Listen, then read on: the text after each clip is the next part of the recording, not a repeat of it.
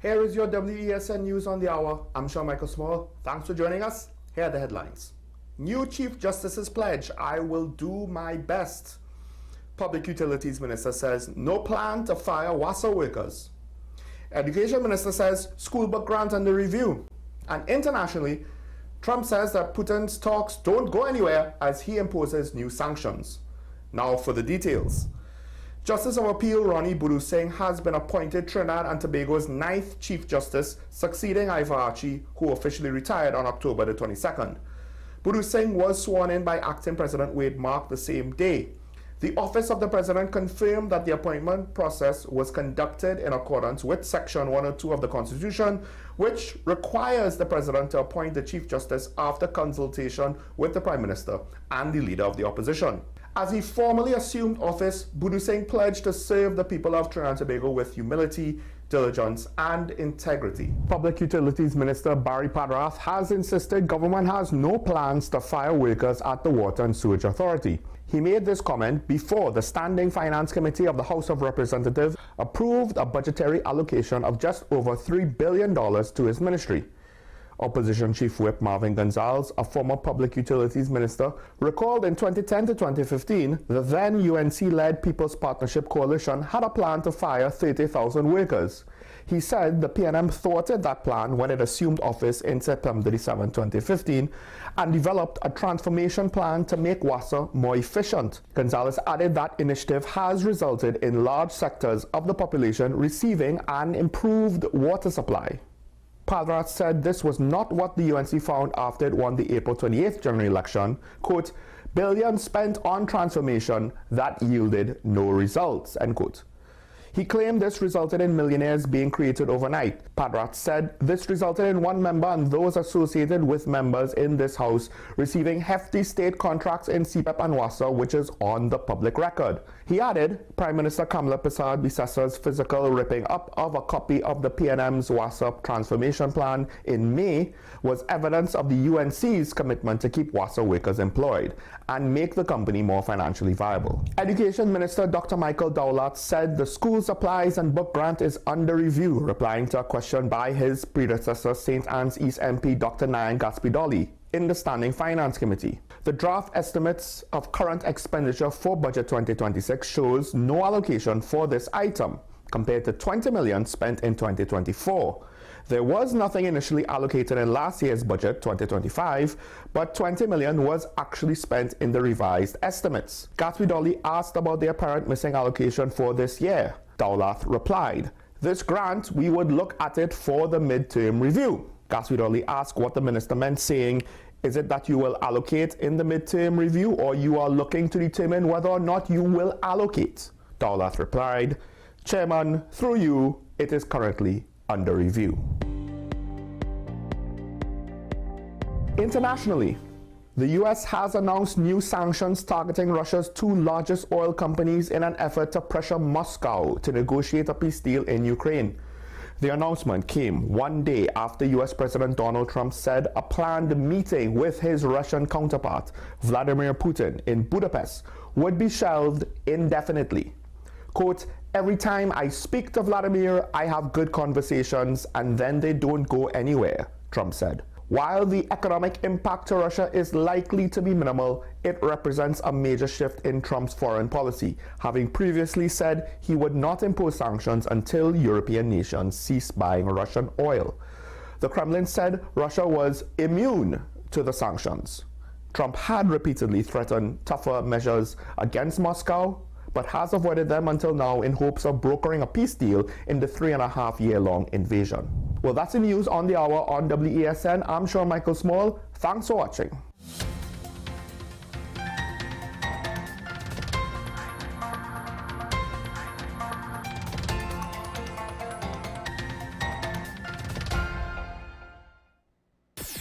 WESN.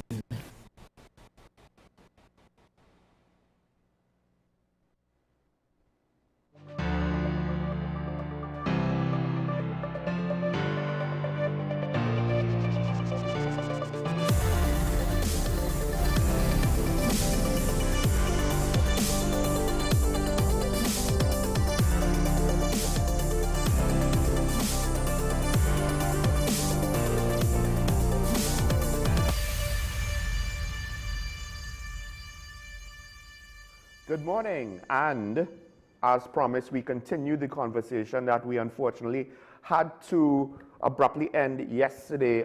Of course, I'm speaking about our guest today, David Abdullah, because while we did speak a bit about the budget yesterday, and that is still an unfolding situation, another unfolding situation, particularly within this week, I would argue, we've seen perhaps a bit more tangible action by various stakeholders to advance whatever it is they seek to advance with regards to the tension and potential conflict in the region between the United States, Venezuela, and what that means for all of the various stakeholders involved. So, of course, one of the people who's been speaking about this, David Abdullah, is here to join me. And Ms. Abdullah, when we left off, I was basically indicating the fact that this is a situation where there are multiple stakeholders that have their own individual relationships between two different parties, but then it's multiple different bilateral relationships now and different agendas that's coming to play here.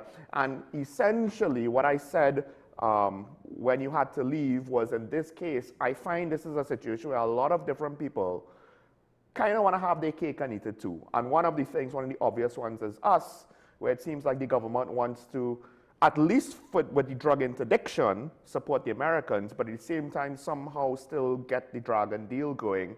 And I'm not entirely sure how that really practically is supposed to work. It implies to me that the Dragon deal was not necessarily on the table for the current administration until recently. Good morning, Sean, and thanks for having me back on again this morning to finish our conversation from yesterday. Sorry that we ran into those problems yesterday. And good morning to all, and good day to all who are tuned in to your program on WSN. Yes, we were discussing the Dragon field yesterday, and the gas. And of course, the Vice President of Venezuela, Delcy Rodriguez, I may have made that point yesterday, I can't remember, who's also the Minister of Energy, said that Trinidad will have to pay for every molecule of gas. In other words, Venezuela will seek to extract the full value of the gas from Dragon if Trinidad and Tobago wants to make use of the license that they obtained under the previous government from Venezuela for 30 years to produce gas out of Dragon. And that is in light of what is happening with the United States, of course. What it seems, and of course we don't have the details, are we call on the government to make the terms and conditions of that OFAC license public in the interest of transparency. We don't know what the details of it are, but the Attorney General, Mr. Jeremy, when he announced it at a press conference, seemed to indicate that there were some stringent conditions, one of which would be that Venezuela does not get any benefit from the gas directly. Now, we don't know how that will be interpreted, but quite clearly, given, as you correctly said, the ongoing escalating developments between the United States and Venezuela, Trinidad and Tobago taking a position in support of Washington, it would seem that Dragon gas is not going to be on the agenda for us in terms of getting it, unless Mrs. Prasad Bissessa is banking, and one certainly hopes that is not the case, is banking or betting on regime change in Venezuela, and therefore hoping that if there is regime change, then the new regime coming in will provide Dragon gas to Trinidad and Tobago. But that is a huge risk and gamble, these are not things that one should be playing with in the international arena at this point in time. You heard a statement yesterday coming out from former heads of government of CARICOM, Prime Ministers of Jamaica, Bruce Golding and PJ Patterson, Kenny Anthony of St. Lucia, the former president of Guyana, Mr. Ramuta, and Edison James from Dominica. And I think there was someone else who issued a statement, a joint statement, which was a very strong statement, much longer than the CARICOM statement, heads of government statement on Saturday last, but really insisting that we remain a zone of peace. And so these are elder political statesmen. And in the case of Jamaica, from both parties, both the GLP and the PMP, which was interesting. And they insisted that we remain a zone of peace, and they made the case why, and that this is a long-standing policy of and principle of CARICOM, and that therefore they're calling on the U.S. to de-escalate by essentially removing their major military assets from the Caribbean. And we also heard yesterday President Maduro, making a statement saying that they have a lot of armaments which Russia supplied. Now, that's what he announced. We don't know what else they may have gotten from other countries that have a good relationship with Venezuela. He didn't, obviously, I wouldn't identify everything that they have, but it therefore suggests that Venezuela is preparing for a military conflict if the U.S. was to attack it, and that would be extremely destabilizing. And then there was a statement by Mr. Trump yesterday too, where he seemed to suggest that plans are well underway for some kind of intervention by land in Venezuela. So the escalation is developing, and we have the very unfortunate, let me put it mildly, timing of a U.S. naval vessel destroyer coming to Trinidad this week. Now, one could say that is a normal thing, but these are not normal times, and therefore it will be interpreted by Venezuela, by everybody else who's looking on, that this is something which is part of the U.S. overall strategy to deal with Venezuela at this time, because it's supposed to be collaboration between the U.S. troops and Trinidad and Tobago Defense Force and so on. So what all of that is about simply is not good for Trinidad and Tobago. Well, yes, I would agree with you. The docking of a U.S. ship at times like this does send a clear message. There could be many reasons for that. One of the things, of course, is replenishment of the naval assets. Might be one of the things that they have to consider, and our ports are closed. So very early on, I identified that as a risk because, A, what if someone decides to take a pot shot at a ship that's berthed in our port of Port of Spain? The other thing is the exercises. I believe it would be the Marine Amphibious Unit on the Amphibious Ready Group that might conduct joint exercises with our defense force. That also could be a sign for because they will go in, and then when their people come out, they will debrief their people. What did the Trinidadians say? What did the Trinidadian soldiers? Obviously sentiments. Do they agree? Do they disagree? What do they think about what we're doing? Are they committed to the mission? Do they even know what the mission is? They will take that information for whatever it's worth. The interactions between militaries matters. What the soldier on the ground thinks matters. The thing is, I think I agree with you. When this started, to me, it was not yet a question of conflict, which is where I disagree with just about every speaker in the press about it. To me, it was a matter of law enforcement and extrajudicial killings.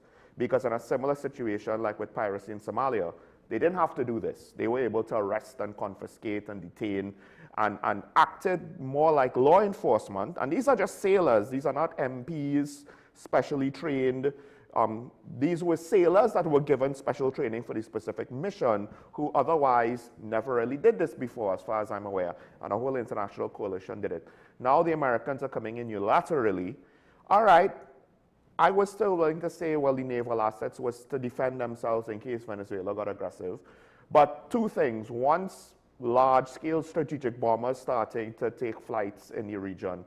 And then also what President Trump, as you pointed out, just said, I think American anti-terrorism laws, they can technically legally get away with drone strikes or anything similar to targets like a suspected drug smuggling boat, which you have, if you have enough intelligence, you could label it as terrorism.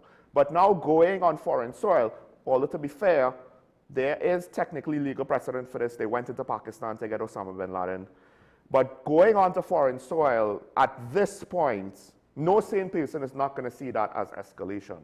So now I have seen enough where it looks as though America wanted a reason for war, Cassius Belli. They didn't necessarily.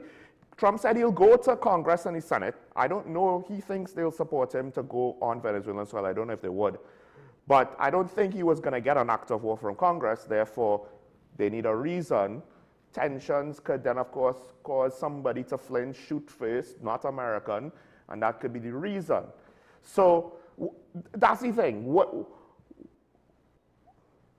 Do you think there is still a world where the anti-drug part of it, which has its own legal questions, might be separate from the regime change? I know that's an assumption a lot of people were making from the beginning, and I am only now ready to start to put those two things together. But I'm still doing this, hoping that, hey, maybe he is that crazy thinking, well, I could go after the cartels, and I'm not, you know, and somehow he's not going after Maduro. Why is everybody thinking that? Maybe he is that single-minded. I don't know.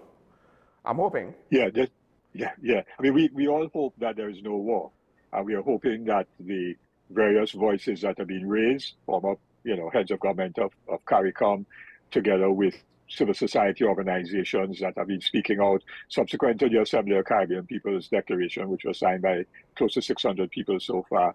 A number of Caribbean women launched another online sign-on campaign, and they got about 115 organizations signing on.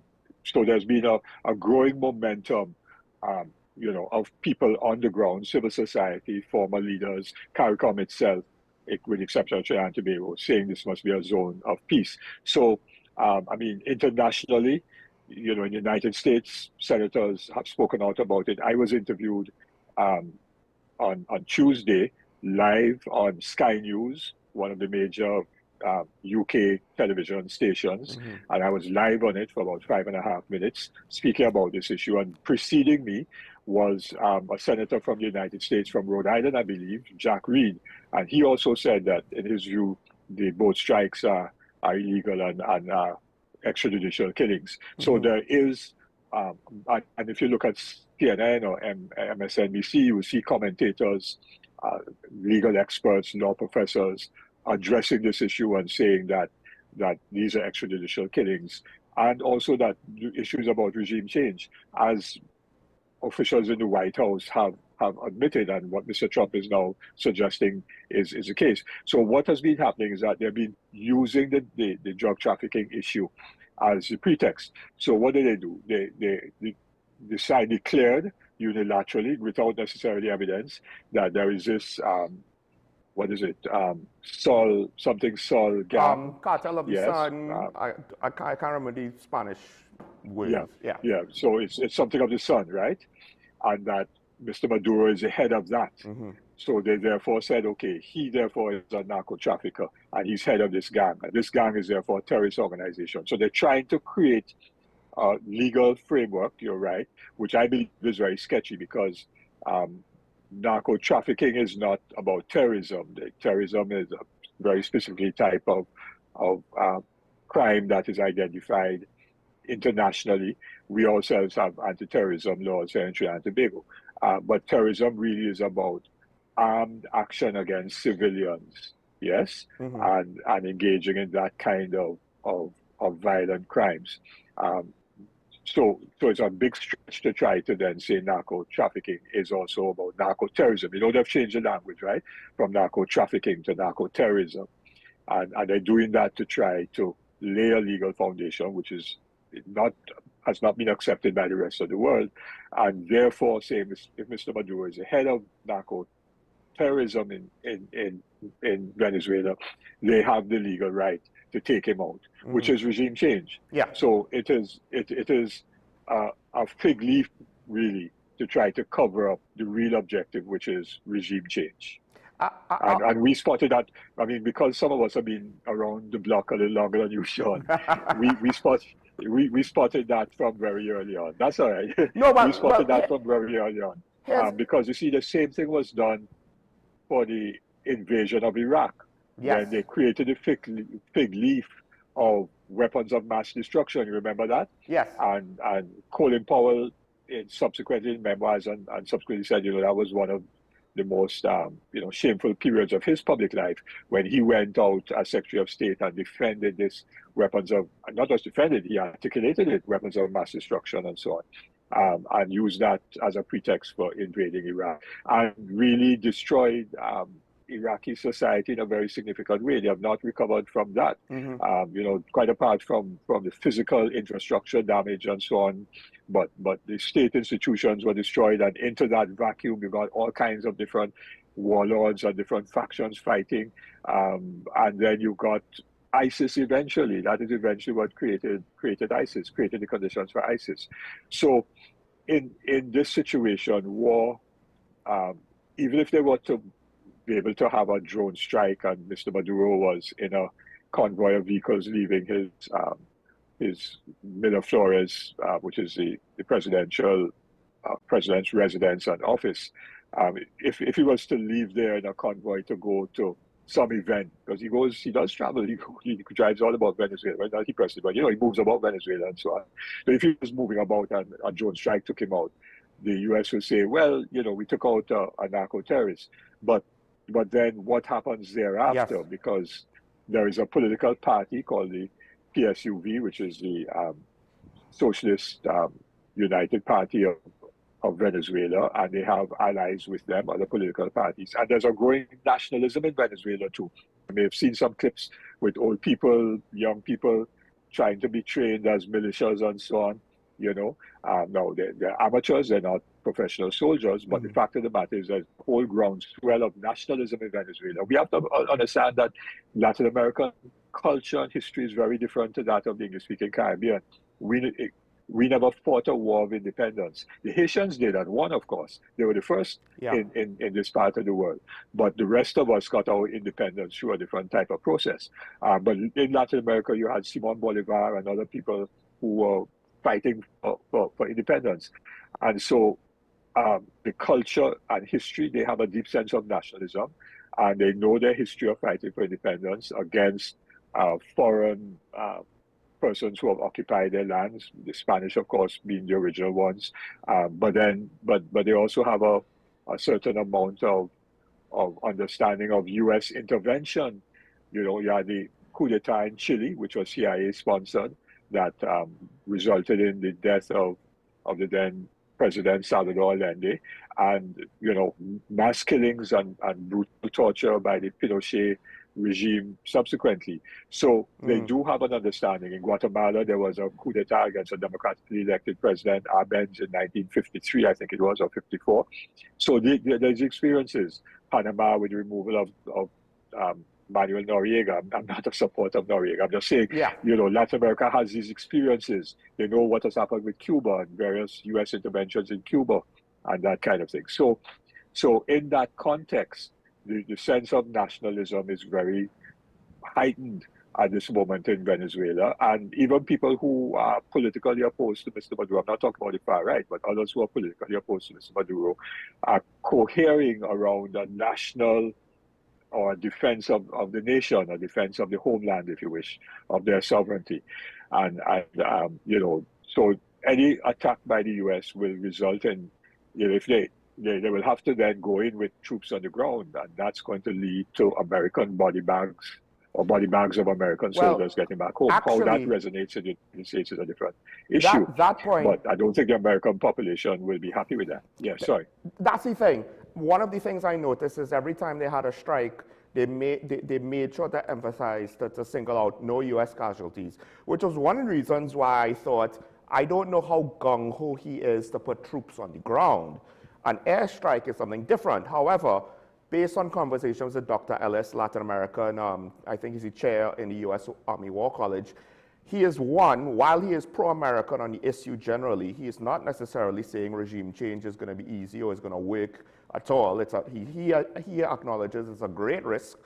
And based on what he said, just taking out Maduro is not going to do any good. It's not going to solve either Trump's concerns. It's not going to solve any of our separate concerns. It's not going to even potentially solve Venezuelan concerns, which is separate to whatever Trump is motivated by. It might make the situation worse, and with little hope that it could even have a chance to have some improvement.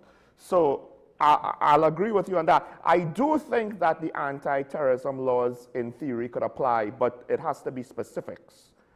It has to be to a criminal entity that is trying to intimidate a state and trying to threaten lives of judges and so forth. And so that's one hand. You have to have a specific threat to point to. You can't just say narco trafficking is terrorism. And then also, I do understand where a lot of people, the connection to Maduro and to the traffickers who then have to engage in threats against other sovereign states. I don't know if that's been properly established, at least for anyone else's satisfaction. And that's, to me, tenuous at best right now. If you have the intelligence, show it to us. But one of the things I want to get to just before we run out of time, because that's the thing. One of the things that I kind of find redundant or maybe not, the zone of peace argument to me, I don't know how practical it is, because who enforces said zone of peace? Traditionally in the past, it would have been maybe the United Kingdom, maybe the United States, right? We didn't necessarily expect the US to go on any more adventures here in the Caribbean Sea. Because UE's Dr. Christopher Charles, he pointed out a theory in that TNT's course of action, to some extent, might be forced based on whatever circumstances and discussions that our Prime Minister has had with the American government. She might either feel she doesn't have much of a choice, or there's practical reasons that we don't know that she believes she doesn't have much of a choice but to support the Americans on this endeavor. Now, one of the things that we believe is the Dragon OFAC 6 months license to try to begin with negotiations could be a sort of a payback or a reciprocation for TNT's support. Of course, it doesn't really work if the Maduro regime doesn't like what we're saying about them at this current point in time. And then it goes back to what you said. It just points to, it only works if you're going to get rid of Maduro and his regime, so then we could move forward. But the risk of that, just for Dragon, you know, this is where having our cake and eat it too, I don't know if it's worth it. Yeah, no, it isn't. I mean, there are several other key points, if I could just run them down quite quickly. The two survivors of the last boat strike, I think, in the Caribbean, there have been subsequently two in the Pacific, as Trump now tries to deal with the fact that the majority of drugs going to the States does not transit through the Eastern Caribbean. So they're pivoting to the Pacific. But there was an Ecuadorian and a Colombian who the United States then immediately after rescuing them from the boat strike sent them back to their respective countries. Now, if these guys are, according to what the US is saying, are narco traffickers or narco terrorists or something like that, which merits them being killed in that way, which of course I disagree with, because those are extrajudicial killings. But let us assume, just to take the logic of the US argument further, then why are you sending these guys back to their country? And the US Secretary of Defense, I think yesterday, Hesketh, said that anyone else who gets captured will be immediately deported back to their country. Now, if therefore it is a fight against drug trafficking, surely, and you have evidence, which is why you blew up the boats in the first place, according to the US, that you have evidence that they engage in narco trafficking, surely you will detain them in the US and have evidence against them, whatever intelligence and evidence you have against them, and try and convict them for the crimes that you allege they committed. But they're not doing that. And the reason why they're not doing that is they have no evidence. And if they were to begin a legal process in the United States, then the issue of extrajudicial killings would arise. So they're hurriedly sending them back to the countries. And interestingly, Ecuador is not a country that is friendly with Venezuela. Ecuador is very close to the United States. It has a right-wing government and so on. And Ecuador officially stated that the person who was repatriated was not a narco trafficker, that he was a fisherman, yes? And I think there's a report on one of the international media to that effect, that where he might have done some drug trafficking before, it was not in this part of the world or something like that. So the fact of the matter is that the legal positions that they're standing on are not, in my view, solid whatsoever. To support what you just said, also note, if it is terrorism, they have a whole detention facility in Guantanamo Bay, amongst others. So there's also precedent for, if it's terrorists, you could still detain them for whatever reason, right? Precisely. And I also said this, when the last few boat strikes came in, I started wondering, who is going to be going out on sea? And I think it's not necessarily going to be the core criminals, obviously not the bosses, and potentially some of the people on these boats now might actually be disposable individuals who could be blackmailed, because the drug lords, they just want to test the waters and see if their drugs can make it through. They don't actually care if the drug runners get killed or survive, right? Yeah, agreed. And let me just say, you know, that if there is war, or if there's any kind of, you know, military intervention in Venezuela, it's going to result in tremendous destabilization. There'll be, you know, political instability, there'll be economic instability, there'll be social instability. And whenever there's war, you see people fleeing war zones. I mean, we see it real time on our social media and television all the time. And when people flee war zones, where are they going to go? Some will cross the border to Colombia, and then maybe try to get, well, Trump not going to allow them to go into the States. Some are going to go into Ghana, and some are going to come to Trinidad. Yes. Because Trinidad is easy to get to. So that any impact of war in Venezuela or any military intervention is going to have a spillover impact on Trinidad and Tobago in a negative way. So peace is what we require, yes. And the last thing is, you know, the Prime Minister is really dissing CARICOM. You know, she says she doesn't care what CARICOM said and so on and so on. She put in Trinidad and Tobago first and that kind of thing. Trinidad and Tobago's largest non-energy export market is CARICOM. Is CARICOM. So when I'm sure, Sean, you travel up the islands, you know, and you go in the supermarkets, whether in Barbados or St. Lucia, Grenada, St. Vincent, Jamaica, and so on. And what do you see on supermarket shelves? You see products coming out of manufactured in Trinidad and Tobago, food products, beverages, household detergents, and so on. So we are largely dependent in that sense on good relations within CARICOM, and CARICOM is part of our market. That's what the Caribbean single market economy is all about. So if we now decide that we're going to essentially fracture our relationship with CARICOM over this issue, we are cutting off our nose to spite our face. Well, I just want to go back to the point you're making with the destabilization. I believe everyone thinks, even at the best of days, we don't have secure borders. So if this destabilization happens, first of all, there might be legitimate refugees, but then the power vacuum could lead to a whole host of bad actors who might then spill over into whatever operations they're doing. It might be worse drug trafficking. It might be worse weapon smuggling.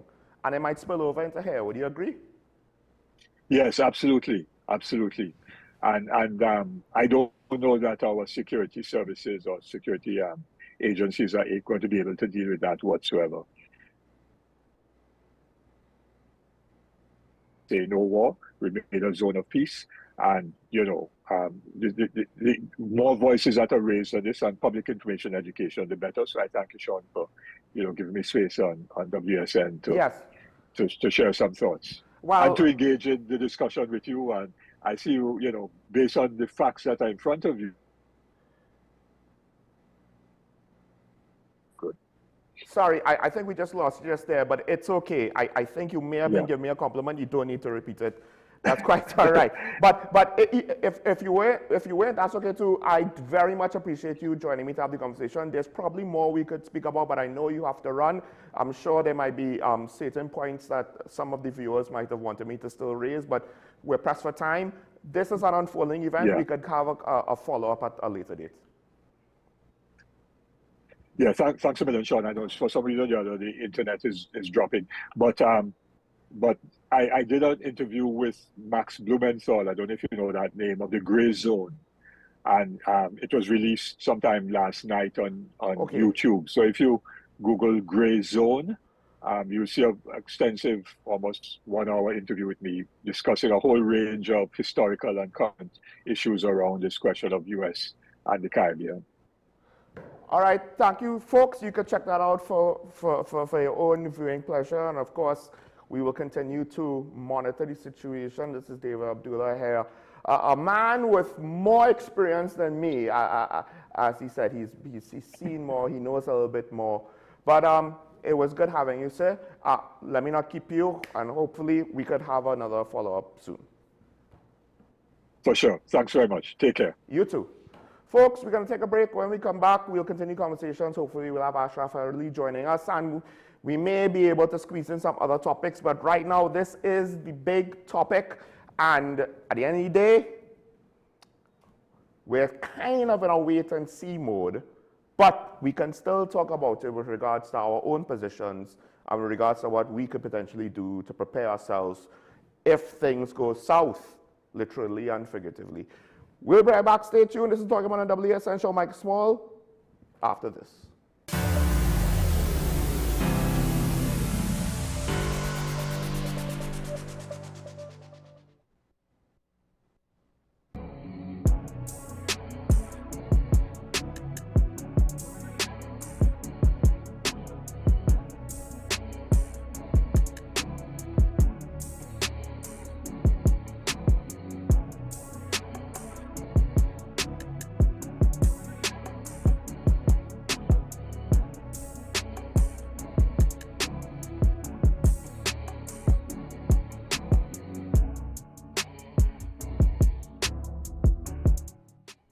Low energy?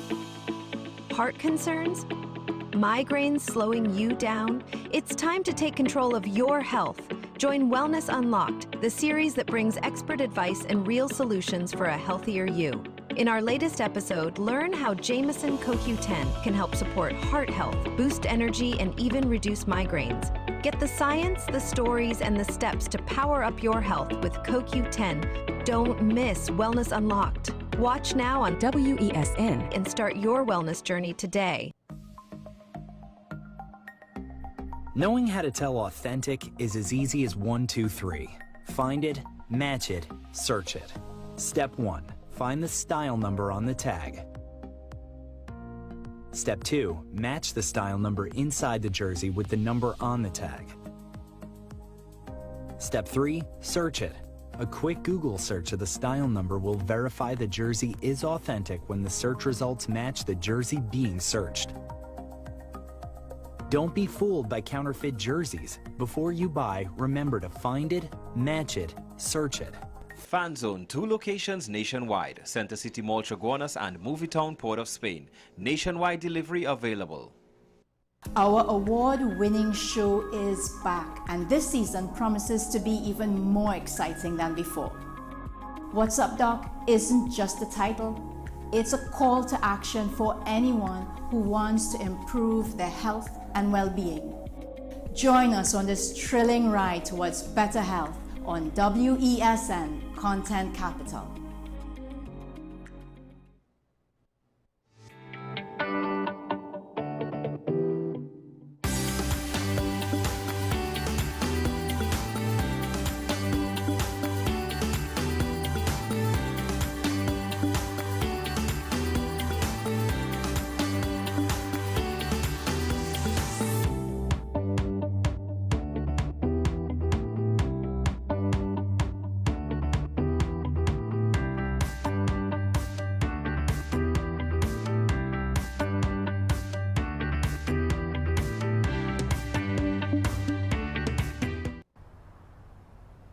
Bill and Ruth fell in love with the Benjamin Moore color Dry Sage, but they tried to match it using another brand's paint.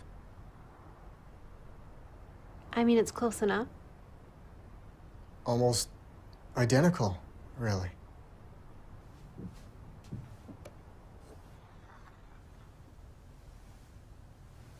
Yeah, there it is. Never trust another paint to be a Benjamin Moore color.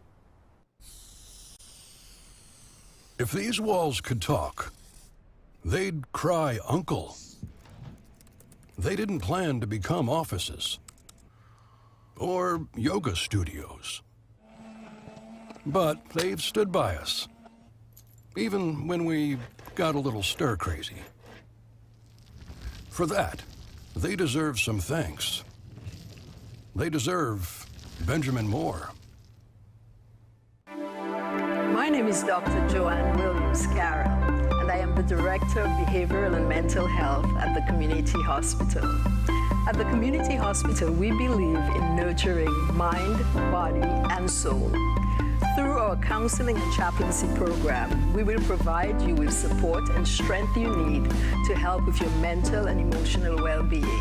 Give us a call. The Community Hospital of Seventh-day Adventist, where good private health care is affordable. Take some time for yourself or spend some time with the family at Sandy Point Village Hotel. Enjoy our various studio and suite apartments, self-contained with their own kitchenettes and Wi-Fi. We also have our famous 100-foot swimming pool and our beachfront restaurant, the Steak and Lobster Grill. And our location in Crown Point puts us near the center of activity from the nylon pool to the local nightlife. Call us and make your reservations at 639-8533, 389-2378, or email us at sandypointvillagehotel@gmail.com.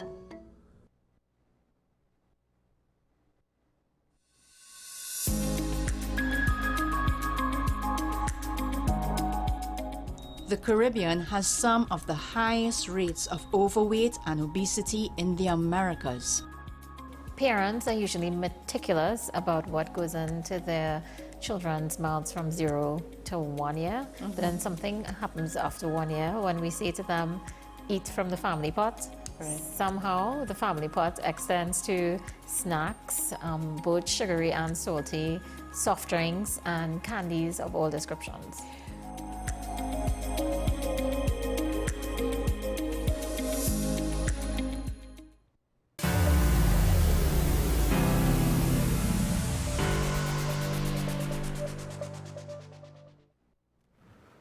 I'm back here talking about WSND Content Capital, and this topic, or rather, this situation has multiple topics. There's the international politics, there is the diplomacy of our own government, and if they are fit for purpose with foreign policy.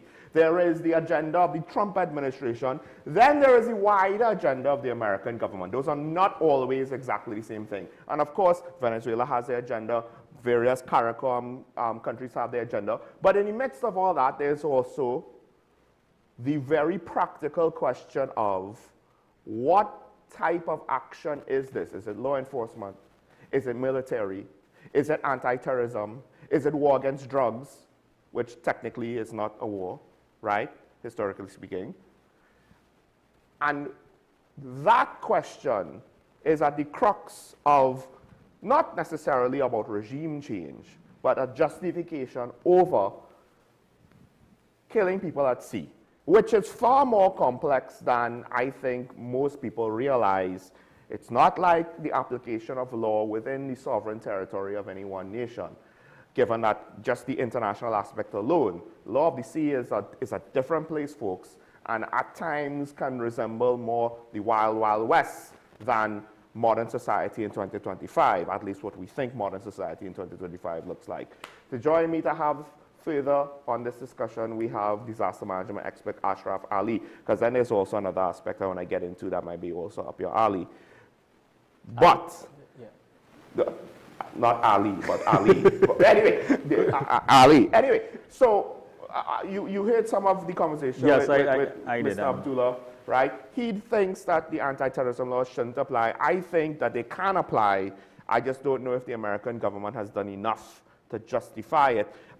My default position is, and even for similar things locally, well, let the courts decide. Let a judge or a tribunal or whatever weigh the evidence and have their expert's opinion. Let's not have the court of public opinion and whoever, government lawyer, military lawyer, NGO lawyer, foreign lawyer, or whatever, just kind of do it in public statements, do it in the courts. But it is a tricky situation with regards to anti-terrorism action against smugglers at sea. Well, see, sorry, monitor your callers and our listeners and all the viewers. Now, this conversation has a lot of emotions in it. Mm. So you will get emotions on both sides. You'll have persons who have particular perspectives on both sides, for or against the action. You have persons who are anti-United States. Yes. So no matter what they do and how it looks, they are still anti.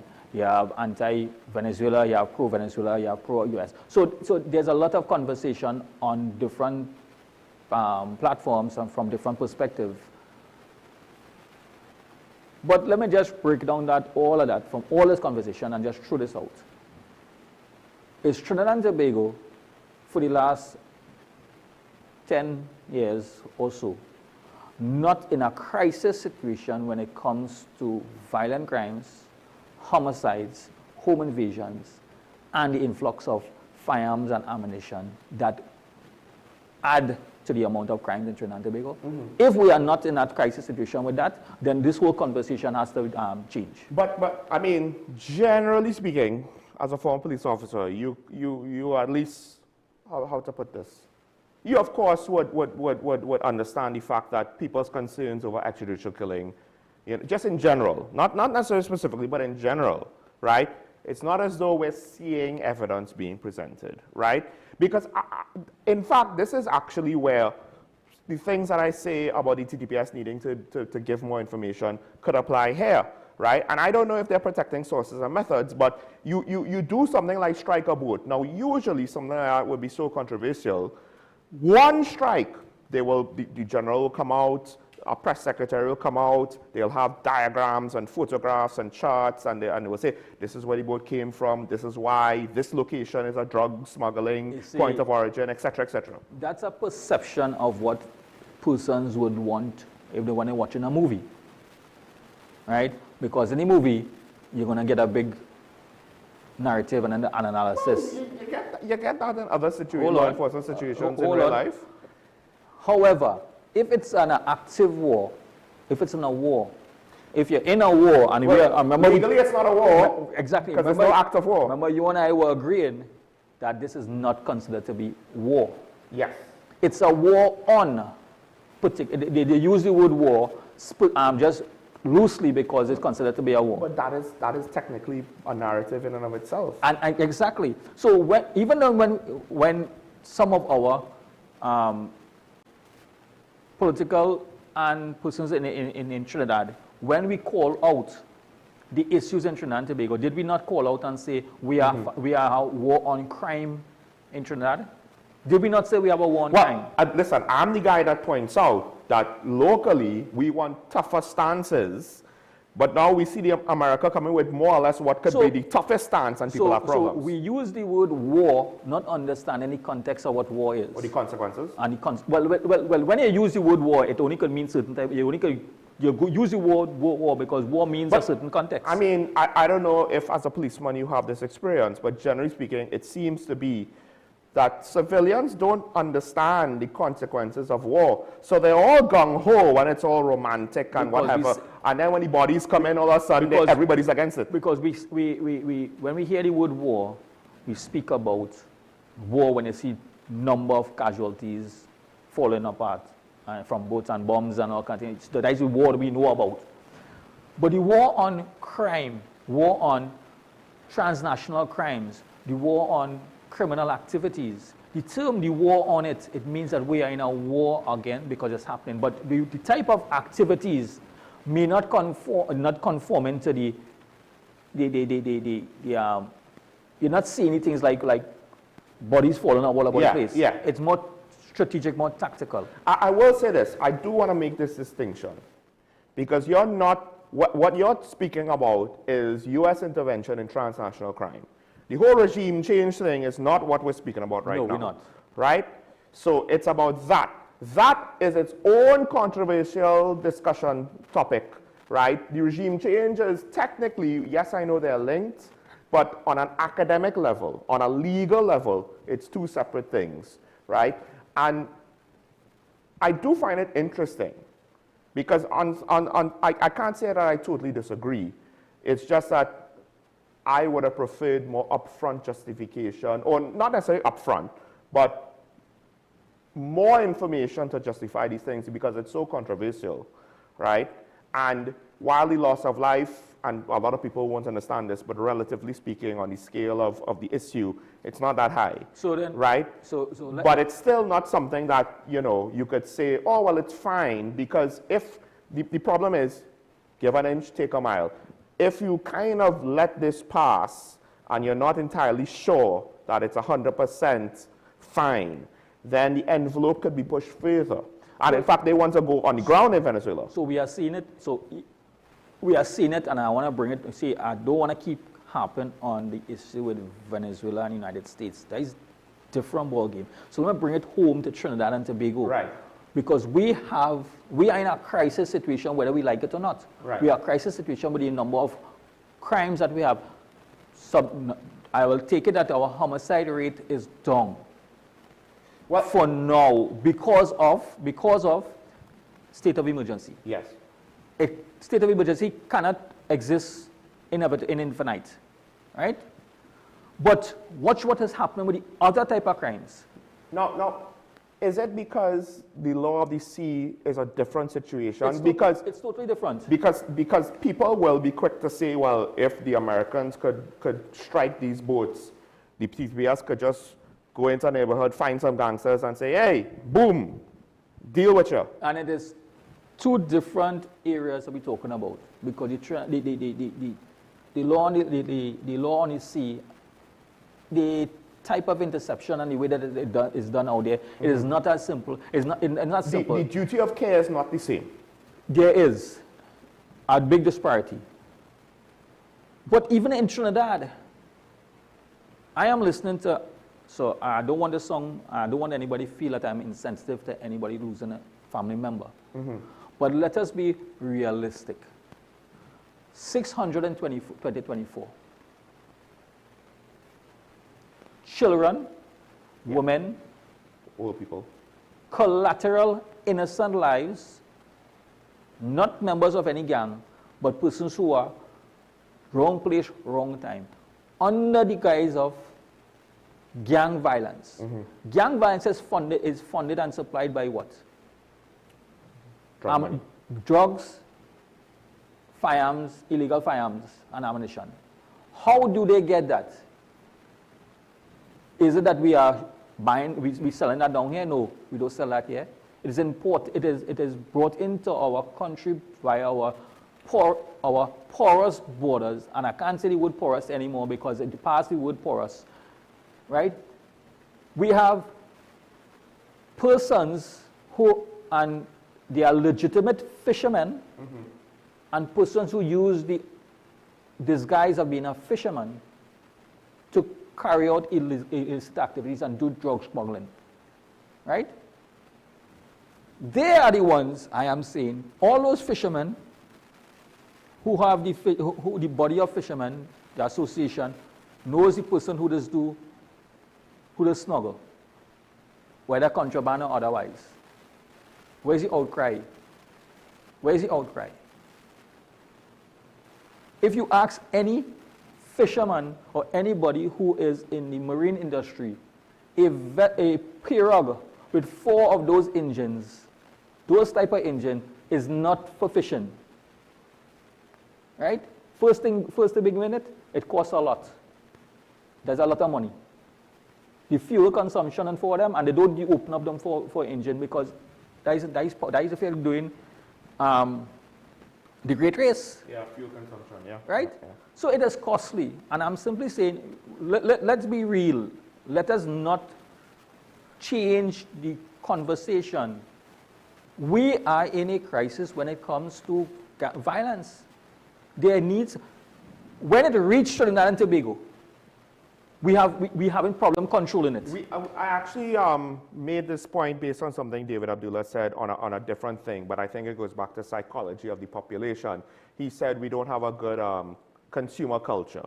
And I went further and say, well, we don't have a good political culture, and we don't have a culture of law and order, right? We're too laissez-faire. Yes. And the flip side is now, with what you're saying, I do find it interesting. We're so laissez-faire, we're so laid back, we're so, why so serious and not that big of a deal? And yet the gangs, they're like gung-ho. They're showing a level of, for lack of a better word, passion, commitment. We are in a state of emergency. Initiative. And 8 o'clock during, when you read the reports that on social media, daylight.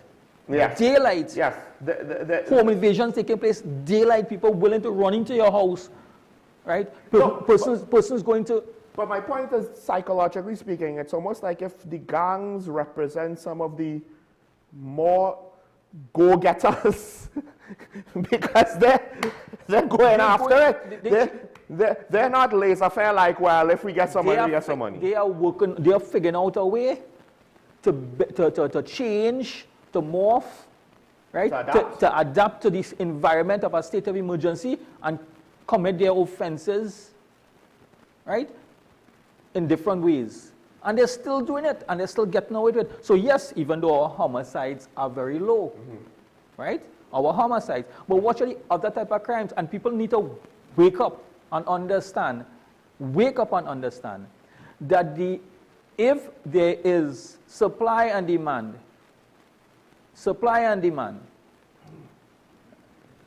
and the profit is high, people will take the risk. There are many persons who take the risk.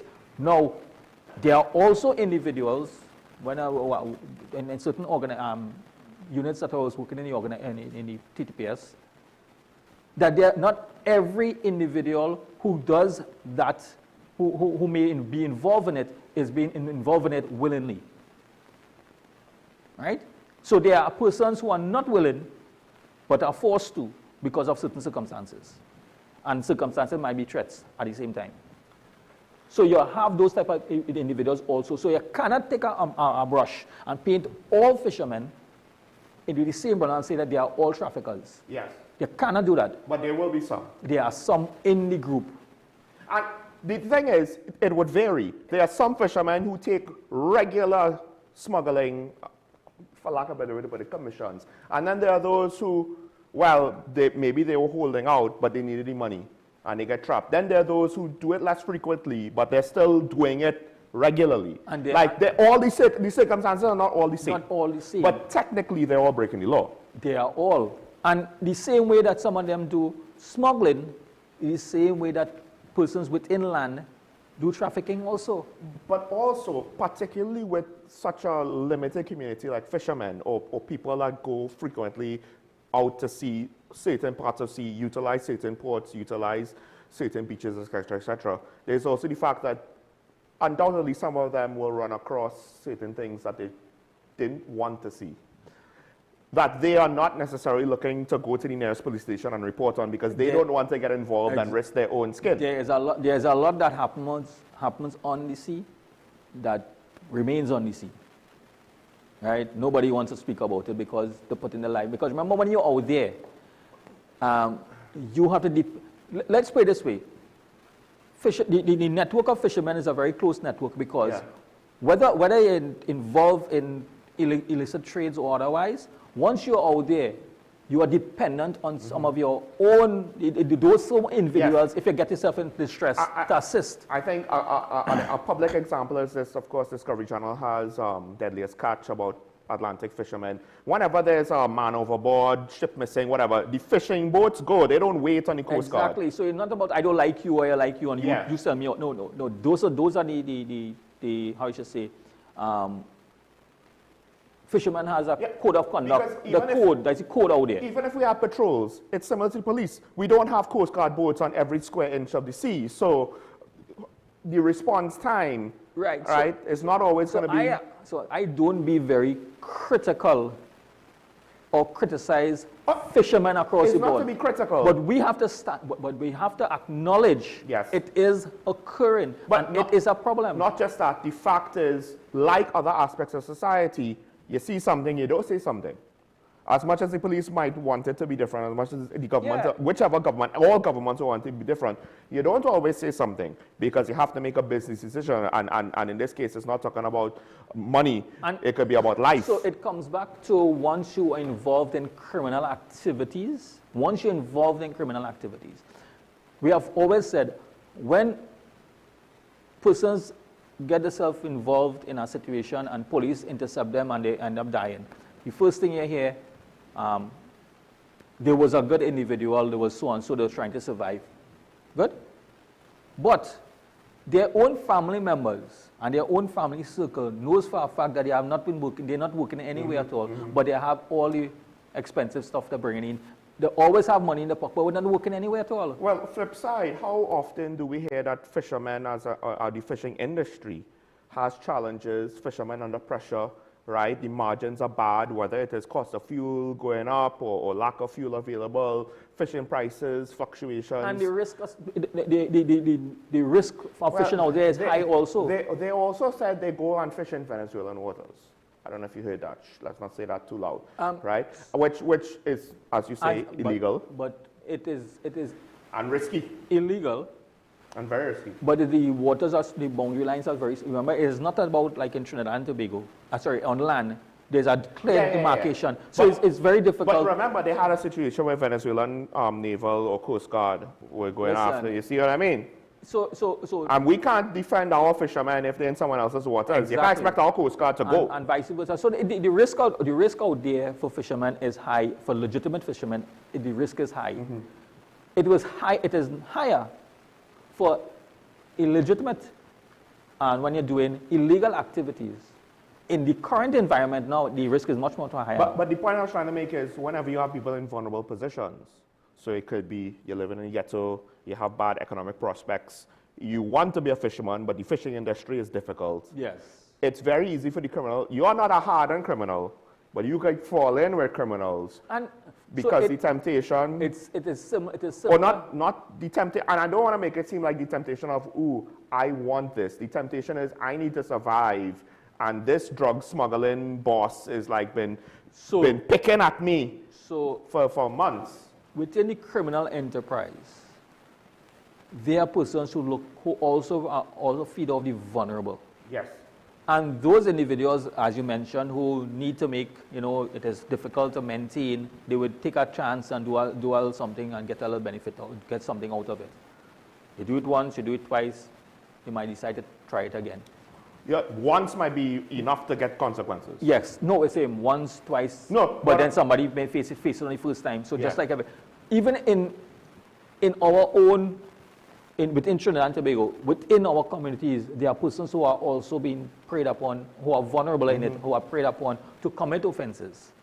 So the issue is just that we're just talking about on the sea and in the land.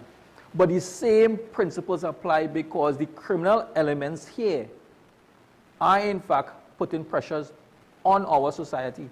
I want to go to this comment quick as I transition because there's another aspect to this topic that I want to get to. Good day. Mr. Abdul's contribution was to enlighten your audience and hopefully you on the ongoing conflict between US and Venezuela. Hopefully you will have him back again soon. Here's the thing, and this is the key point, and this is, I think, why Ashraf says there's emotions behind this. You might not understand that, but the topic is multifaceted. We're not speaking about the US-Venezuelan tensions here, right? But also, even within that, there's space where I disagreed with Mr. Abdullah. Now, we didn't debate everything, right?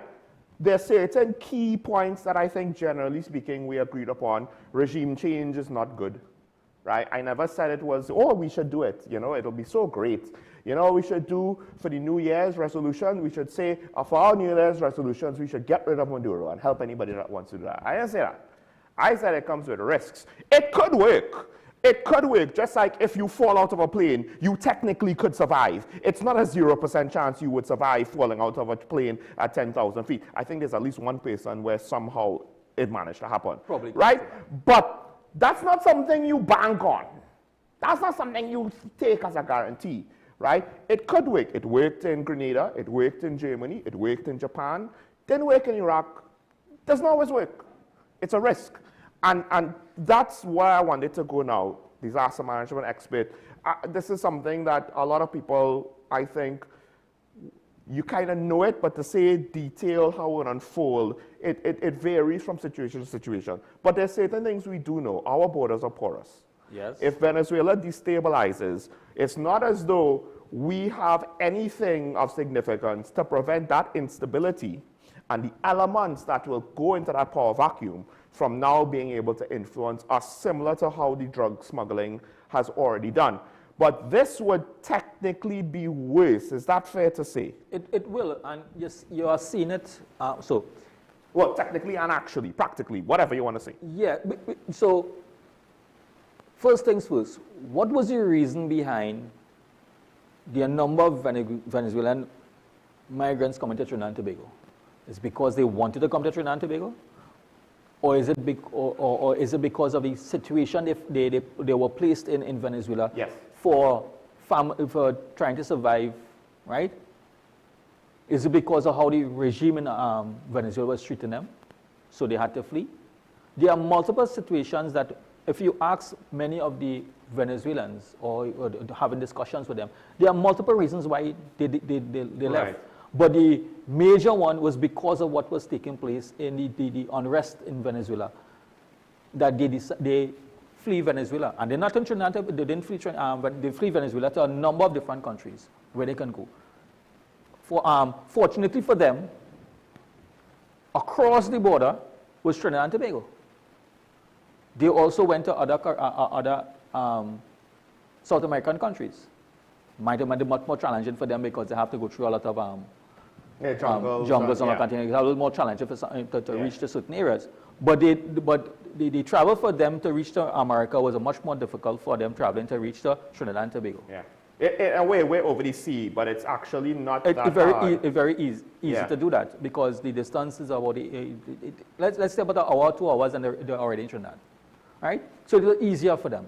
And then there were facilitations for those persons to come here where they were facilitated by both sides of the parties.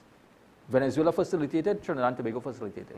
Unofficially, Unofficially. you're talking about smugglers, because boat operators. Because, as you say, supply and demand. There was a demand for transportation across there. People provide supply because they was making and monies was being paid. They came into Trinidad and Tobago,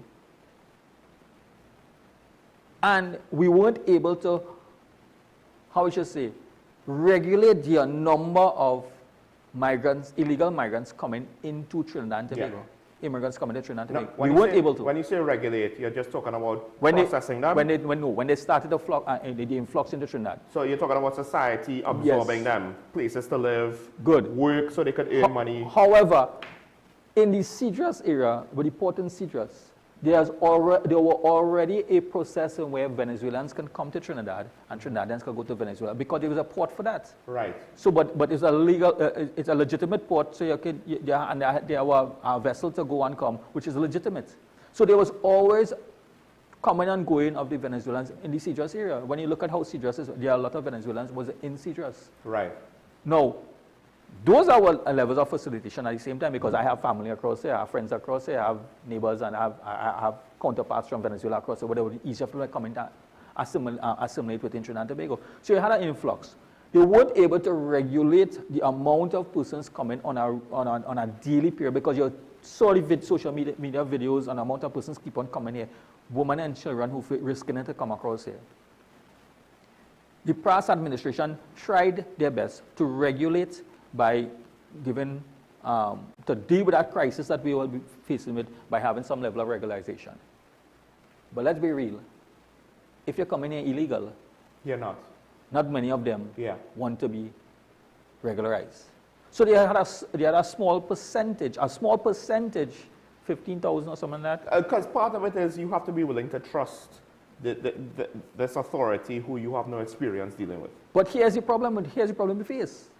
After 15,000, out of the 15,000, or 50,000 to 15,000 plus or something like that, I believe was your word. Yeah.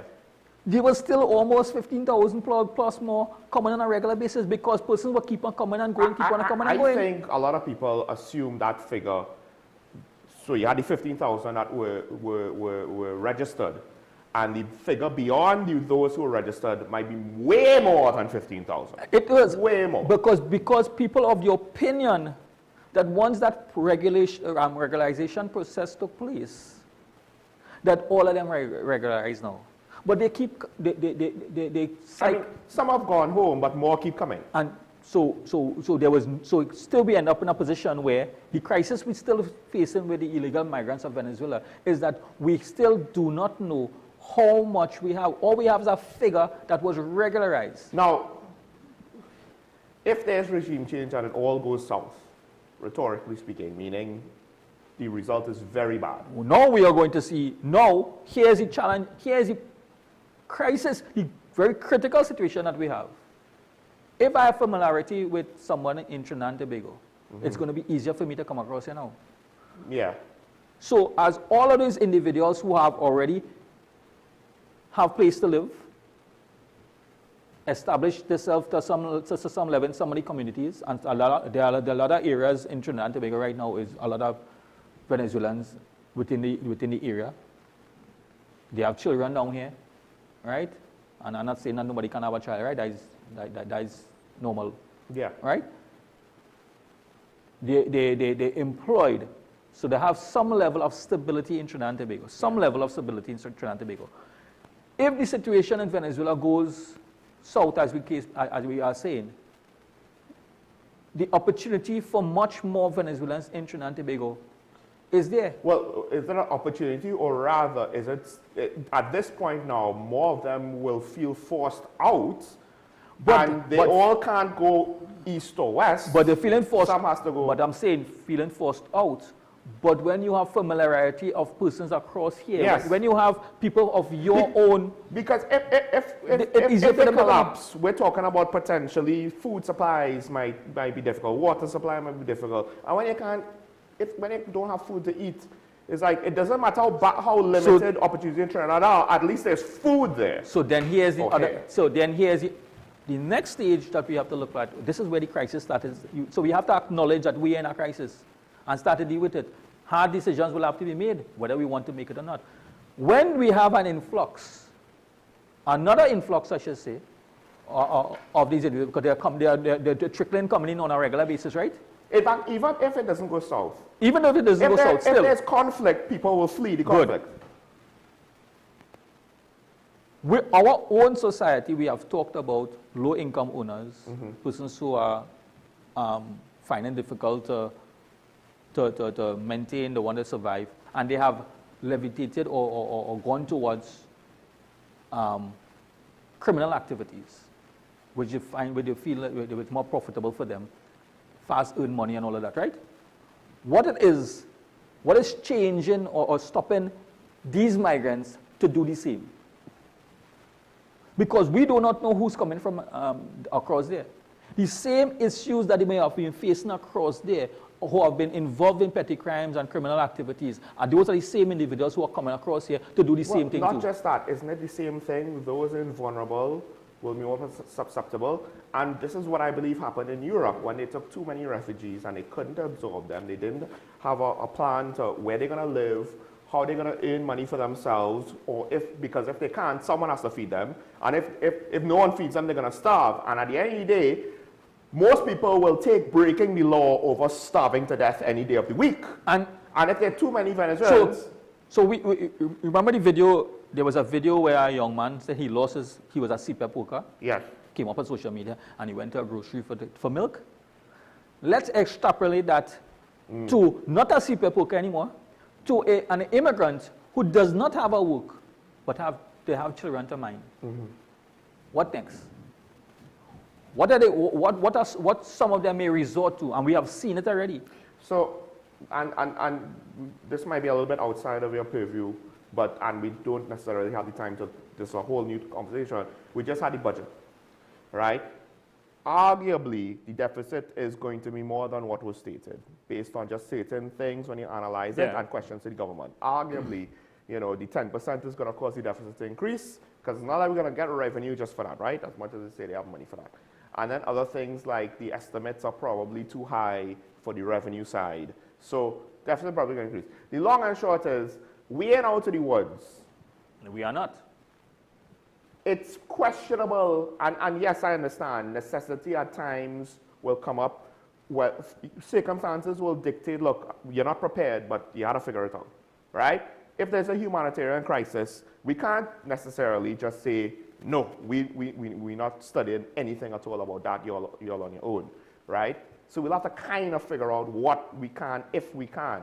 But my point is, we're not necessarily well equipped to deal with anything right now, because we're still trying to figure out our own stuff. Because and even when we speak about enforcement, just like I just want the child who died, and the assumption. A child? Where? Yeah, the assumption over the which one is this? Over the weekend with all the fireworks.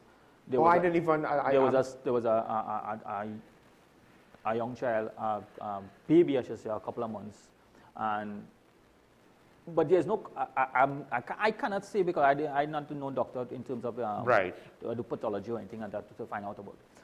But what was mentioned in the social media is that because of the loud explosions and things for fireworks, the parent found the child stillborn in the morning. Right? So there is a possibility. Right? There's a possibility. I mean, we'll never fully know. Yeah. But it speaks to enforcement of this thing called fireworks and other laws of Trinidad and Tobago. The level of enforcement that we have. So that's the other thing. We're vulnerable to Venezuela destabilizes further. Warlords might pop up. New criminals, smuggling, drugs, weapons, human trafficking, all kind of things might increase exponentially. And then they'll be like, oh, look, a port where we could go from up the islands into Europe or wherever, right? Transnational crime goes through Trinidad and Tobago.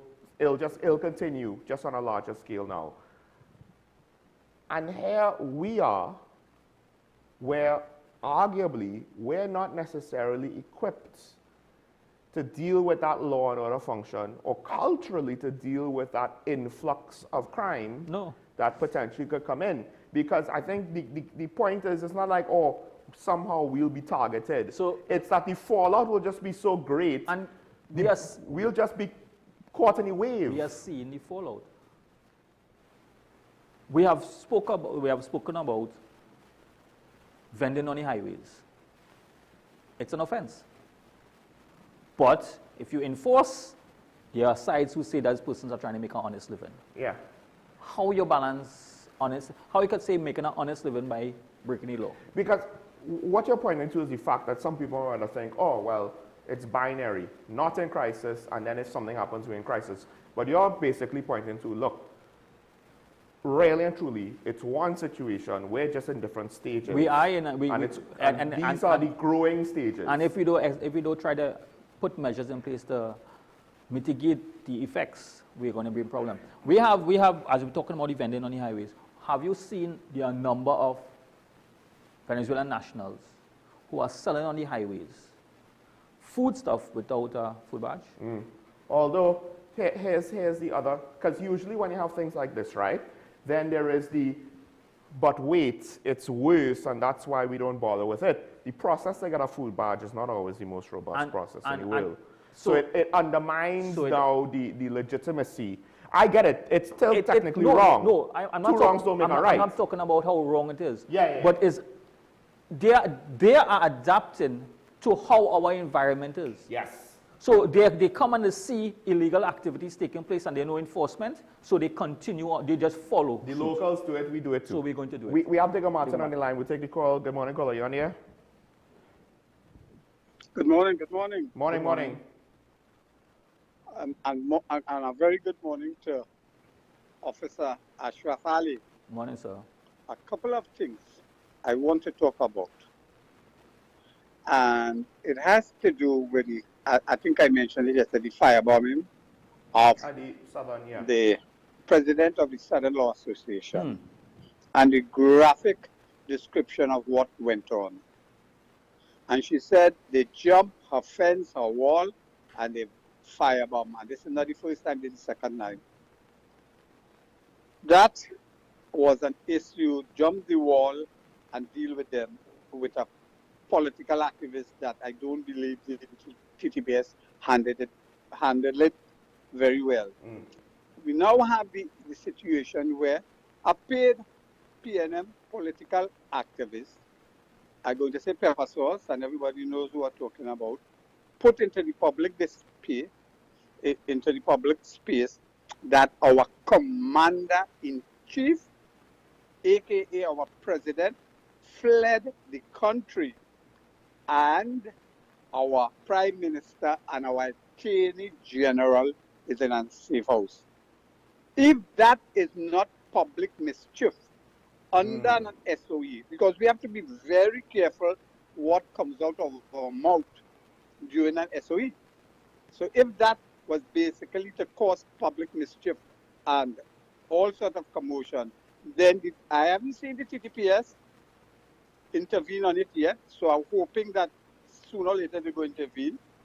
But if she is right, I'm saying if she is wrong, it's not public mischief. But if she's right, and she's saying our commander-in-chief fled the country, and I'm using commander-in-chief quote unquote. If you have a commander-in-chief, you don't expect that person to abandon his people or abandon his troops. And if you abandon your troops, what does that tell you? Are you a patriot? That is a very significant thing. And I think we have to think along those lines. If we have president, commander-in-chief who abandon their function, their responsibility, and we have a whole plethora of them doing that. And the most recent one is the merit list. So I'm hoping that it doesn't reach the stage that we do something or we have a scenario like the Chief Justice vacating his position. But I am saying that political activist must have had information, or was that a planned conspiracy to cause disarray in the public mind? No. The other issue is, I believe our ex-Prime Minister is laughable. I believe what he has done, and I see it in a newspaper, he's signing some sort of an accord with ex-CARICOM leaders to have a peace zone. I'll be facetious, but I have to ask him if he vetted that decision through the executives of Massey, who has a communication with the dead, and he looked for a comment from the former Prime Minister Patrick Manning on that issue. He continues to jay the scene, and he has become irrelevant, and we continue to promote him on the newspaper, the Fourth Estate. Have a nice morning. Caller, the only thing though is that was, because I actually started to think like you. Oh gosh, you're retired. If you want to be retired, be retired. But that was something put out by a group of former heads. So he wasn't the only former head of state or former prime minister or former whatever. It was a group of them. So I can't quite fault Dr. Keith Rowley for agreeing with some of his other retired peers and joining in on that front, right? If it was just a case of him giving comments for whatever on his own, then, you know, frequently, because he should have some capacity to comment if necessary, but if you're retired, it shouldn't be, you know, you're practically a talking head, you know, for the PNM, then you're not really retired, are you? We have Sanford on the line, and then I'll respond to some of the things on Ashraf. We'll have the conversation, but Sanford on the line, good morning, call you on here. Good morning, Sean. Good morning, Mr. Ali. Morning. Mr. Ali, I'm trying to understand where you were coming from. You're saying, you're talking about the quote unquote the U.S. war on what they call it, a war on jobs coming into the U.S. with what they're doing, and then you're saying the crime situation in Trinidad and Tobago. I am trying to understand, because you're saying two different things there. I'm not sure if you're trying to link them. So I want to ask the question. Were you trying to link those two things? No, so a man said one time, I'm not linking it. What I'm saying is that when we look at the context of what a war means, is it really a war? So people use the word war very loosely. And for when we say war, we know what war comes about. But and I understand that. Right. So when I'm saying the war on crime, I am saying we are in a war on crime. So I'm I was just asking whether or not we want to acknowledge that are we facing a war on crime? Not.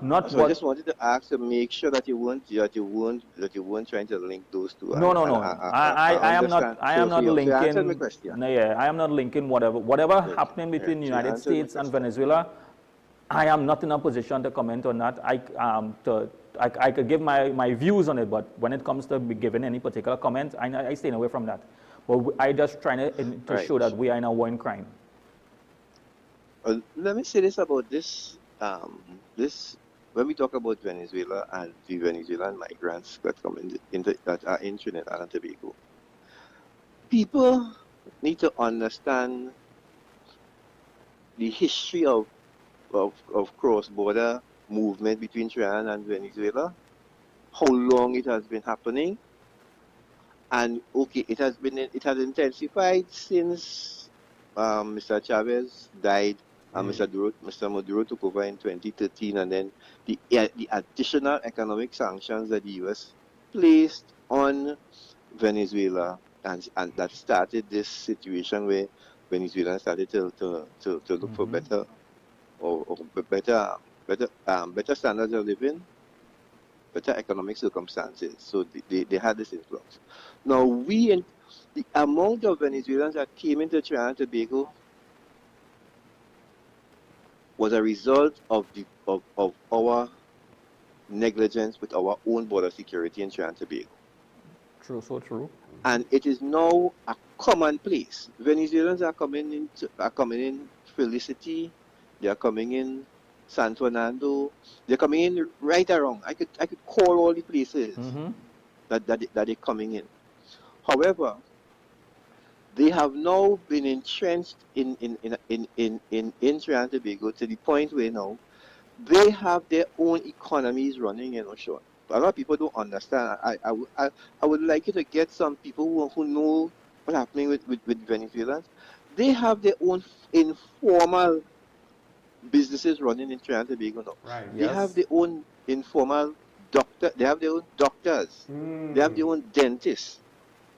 They have their own cosmetologists in Trinidad and Tobago right now. So they go to their own people because there are so many of them that came in. And they have their own industry running in Trinidad and Tobago. And the reason, just to add to that, the reason for that is because of familiarity of the individuals.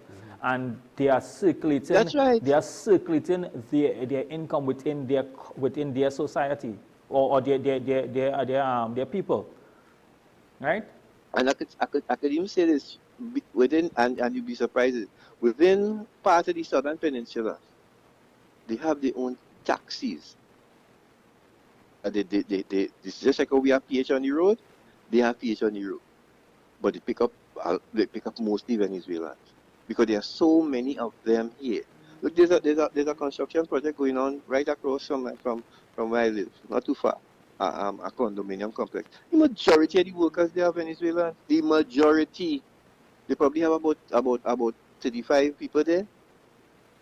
Probably 20, 25 are Venezuelans. And so we have created this situation. When people looking for a better situation, they would settle somewhere, and they come here. But we in Trinidad and Tobago have created a situation because we left our borders open, and our borders are still open. They are still open. I have because of this situation, I have made some Venezuelan friends. They came up. One of our friends died, and they came up for the funeral. Just the same way everybody else coming up. They jump on a boat and they come up the road. That was last week. With the American shooting. I sat down with them, and but they're coming through the Gulf of Paria. They're not on that side because they realize there are no American strikes in the Gulf of Paria because there's no international water in the Gulf of Paria. It's just Venezuela and Trinidad. Right. That's a line. Right. So what you see now, there are more movements in that area, and we are still not policing that area. Trying to big up Coast Guard. There are more movements. People are moving out of that area now. So the movement is within the Gulf of Paria, where there's no international border. There's just a border between Trinidad and Tobago and Venezuela. So things are still happening, and I am not seeing that our Coast Guard is as serious about dealing with this with the situation. Just what you're talking about, Mr. Ali, with the movement of illegal substances. And there's still that illegal trade going on. It's still going on. And San Fernando is not only illegal, you know. They are coming here in Trinidad, purchasing items in Trinidad and Tobago, grocery items and stocks, and carrying it across to Venezuela and selling. Well, I can tell you this. Not even that. There's a service within the community. There is a service. You want to send something down Venezuela, you purchase it, and you package it and you drop it off. Yeah, that's what I'm saying. So they warehouse it. So we are facilitating the process. There are people facilitating that. Yes, Sean. Sorry, we'll have to cut it short here because we do have to go just now. Yeah, no problem. Yes, I know you have a program coming up. Yeah. You have a good weekend, gentlemen. But this is a topic that we need to continue. Yes. Thanks. That last point, I just want to highlight the fact that it's pointing to that phenomenon of, well, we have our red tape, well, we have difficulty of getting things done the right way. You said it, they'll follow what the trainees do. What do the trainees do whenever we have issues? What do the trainees do when they want a driver's license? Right? Do we have a proper procedure to assess people for their worthiness and to give out driver's license? Or do we just informally allow things to pass under the table? Well, even what the caller mentioning, we have issues with PH drivers. Right. So they realize there's a big loophole in it. They have vehicles. Right. Right. They are getting license. Because they will, and that's why, hey, if there's a hole, they will informally fill the hole. Might not be legally. So they have opportunities here, and so they're exploiting whatever opportunities that they can make. So a couple of things to get to quick. First of all, there's also going to be the growing question, and it already exists, but I think it might get even worse. The ethical question. You're letting foreigners do jobs locals don't want to do, in part because locals find it beneath them or demeaning. Service industry, entry-level stuff, waitress, waiter, cook, cleaner, etc., yard work, maintenance man, and we're not talking machine maintenance for tens of thousands of dollars or $100,000 equipment. We're talking about, patching, floor, and all of that stuff that maybe locals don't want to do because it's beneath them. Then we're going to have a second class workforce by default. I'm not saying that it's bad because, hey, they're opting into the work, right? But to what extent are we like, yes, let them do it because we don't want to do it. It's beneath us. Let the foreigners do it. Yes, all the dirty jobs. It's one of those things that makes me somewhat uncomfortable depending on how we as a society view it and respond to it and accept it. So I'm not saying that it's wrong because if they want to do the jobs, there's another side to it is that we are facilitating a lot of we are facilitating a lot of things here because we have, and I'm saying that this way, we have business persons here who own businesses find it more convenient to exploit cheaper labor by utilizing the Venezuelans to work. Why? Because they don't have tenure, they don't have no things, they don't have vacation, they have nothing they get, and they give them minimum or just below minimum, and nobody's complaining because they're willing to work. Yeah. But I'm showing that because of that, we are also creating that situation for ourselves because we are business people who are not hiring locals.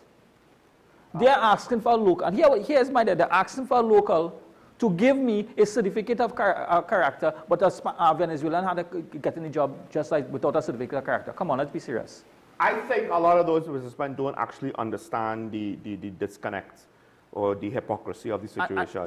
They're just thinking practically, well, how are they going to get a certificate? Because as far as I'm concerned, they have a worker to do their job, they're generating the profit. How many of them trust the Venezuelan workers more than our own local workers? For various reasons. We ain't going to go into it. Exactly. Let's take the comment real quick. I agree with his assessment of the Venezuelan situation in our country.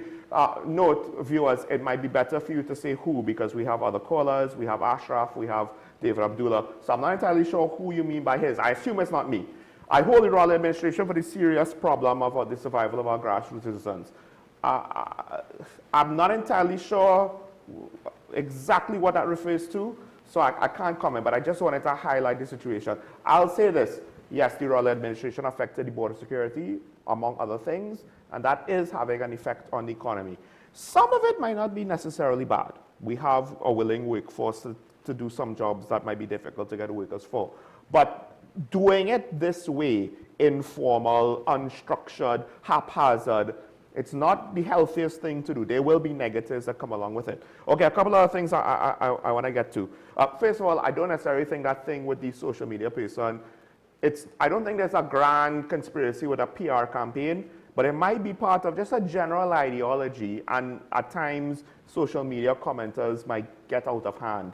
But I would put the responsibility more on the individual than some grand party politic thing. Now, a couple of things I wanted to hit you with quick. Do we need to be less laissez-faire now? Because the challenges are coming at us. We just can't afford it. We need to be more serious about these things because we have serious issues.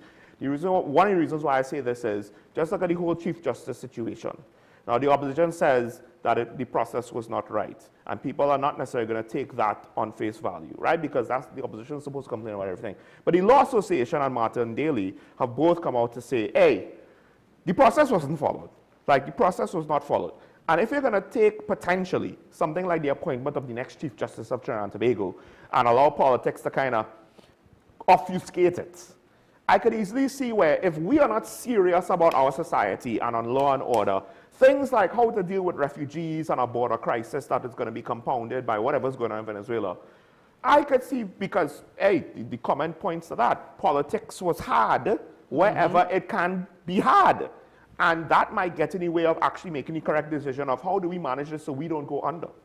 Well, so are we learning? There is a big question. Yeah. Are we really learning? Yeah.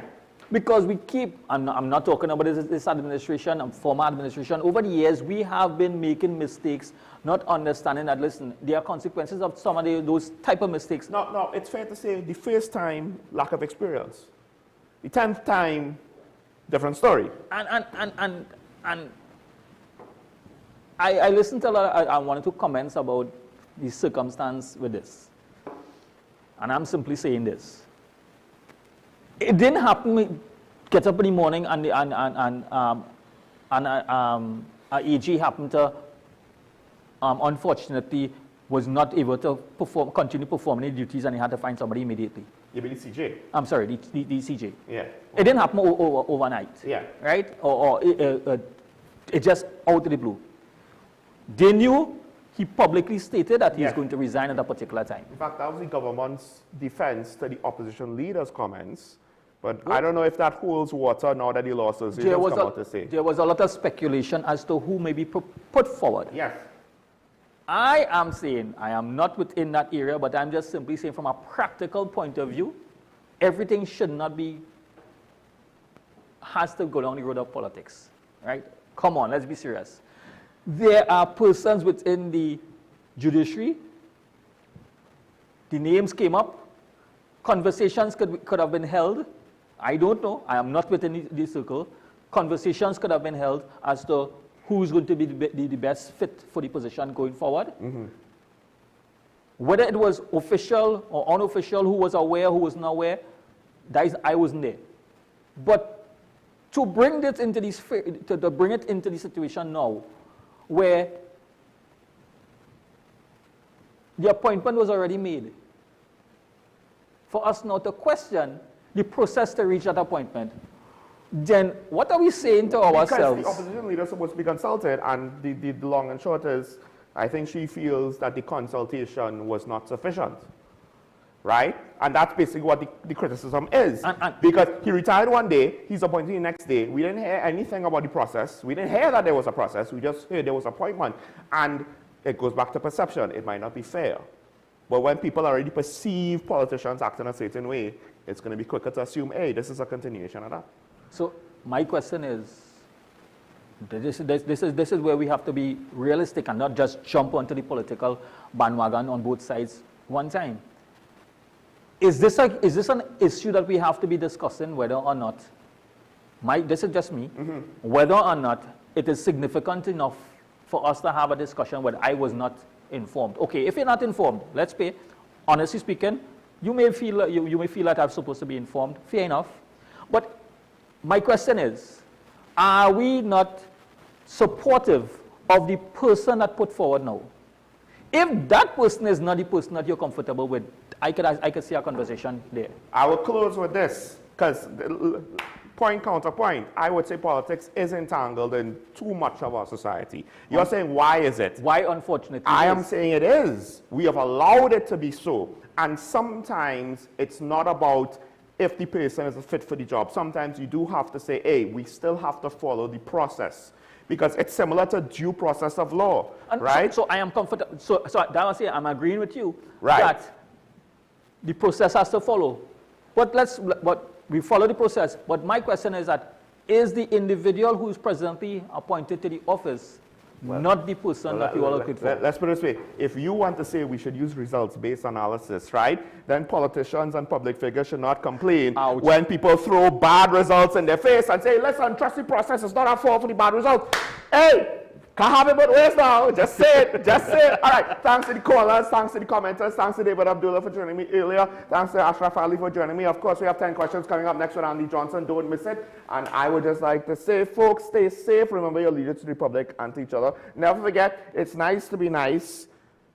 Even if you might have different emotional attachments to the various sides of the argument over what's going on regionally right now, never forget, we're all Trimegonian, and if anything bad were to happen, I would hope we would figure out a way to come together in order to survive it. I don't know if the politicians are going to figure that out anytime soon, so we'll have to do it for ourselves. How about we show our public servants what we, their bosses, the voting public, let's show them how it's done. How about that? We'll see you next week. Bye-bye.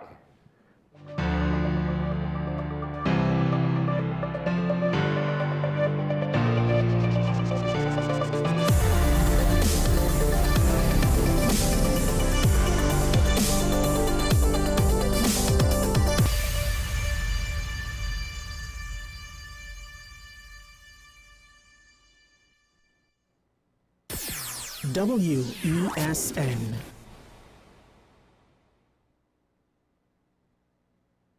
My name is Dr. Stephen Carroll, the CEO at Community Hospital of Seventh-day Adventist, and we are committed to making good private health care affordable. For all your medical needs, including dental, radiology, laparoscopy, behavioral and mental health, along with many other services, contact us for more information at 235-5479. Community Hospital of Seventh-day Adventist, where good private health care is affordable. Low energy? Heart concerns? Migraines slowing you down? It's time to take control of your health. Join Wellness Unlocked, the series that brings expert advice and real solutions for a healthier you. In our latest episode, learn how Jameson CoQ10 can help support heart health, boost energy, and even reduce migraines. Get the science, the stories, and the steps to power up your health with CoQ10. Don't miss Wellness Unlocked. Watch now on WESN and start your wellness journey today.